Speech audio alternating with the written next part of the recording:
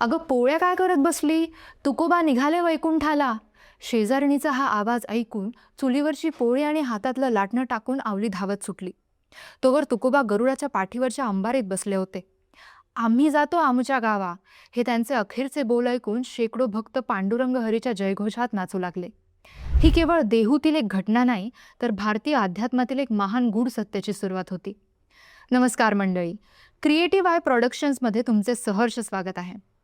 जगद्गुरू संत तुकाराम महाराजांना पुण्यतिथीनिमित्त विनम्र अभिवादन. मंडळी, अनेक लोकांच्या मते तुकाराम महाराजांनी सदेह वैकुंठ गमन केले. परंतु सदेह वैकुंठ गमन या कॉन्सेप्टचा नेमका अर्थ काय तुम्हाला माहिती आहे का? आज आपण याच संदर्भात चर्चा करणार आहोत. वारकरी संप्रदायासाठी गरुड विमानाने देहासहित झालेले प्रयाण ही परमेश्वराच्या भक्तीची सर्वोच्च सिद्धी आणि ईश्वरी लीला आहे. कुडी सहित झाला गुप्त तुका या शब्दात त्यांनी ईश्वराशी असलेला आपला अनन्य संबंध सिद्ध केला. दुसरीकडे भौतिक विज्ञानाचे नियम अपरिवर्तनीय असल्यामुळे शरीराचे अचानक अदृश्य होणे अशक्य मानले जाते. या मतप्रवाहात तुकोबांची हत्या झाली असावी आणि वैकुंठ गमन ही गोष्ट केवळ वस्तुस्थिती दडपण्यासाठी पसरवली गेली असावी, अशी तर्कशुद्ध मांडणी केली जाते. या भौतिक आणि वादग्रस्त मांडणी पलीकडे जाऊन वैज्ञानिक तत्वज्ञान सदेह वैकुंठ गमन या घटनेला अधिक गहन अर्थ देते. हा अर्थ वैकुंठ या संकल्पनेच्या पुनर्विचारात दडलेला आहे. भौतिक विज्ञान कुठल्याही अदृश्य स्वर्गाचे अस्तित्व मान्य करत नाही. म्हणूनच काही अभ्यासकांच्या मते वैकुंठ हे कुठलेही भौतिक ठिकाण नसून ती मनाची एक अवस्था आहे. वैकुंठ म्हणजे मनाची अशी शांत, निरामय, निर्विकल्प आणि भावातीत अवस्था जिथे कोणत्याही कंठीला स्थान नाही असे मानले जाते.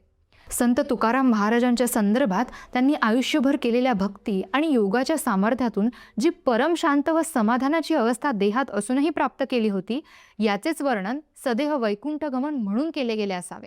या दृष्टिकोनातून सदेह वैकुंठ गमन म्हणजे त्यांचे शरीर भौतिकरित्या वैकुंठाला गेलेले नाही, तर त्यांची चेतना सर्वोच्च बंधनमुक्त आकाशव्यापी अवस्थेत विलीन झाली.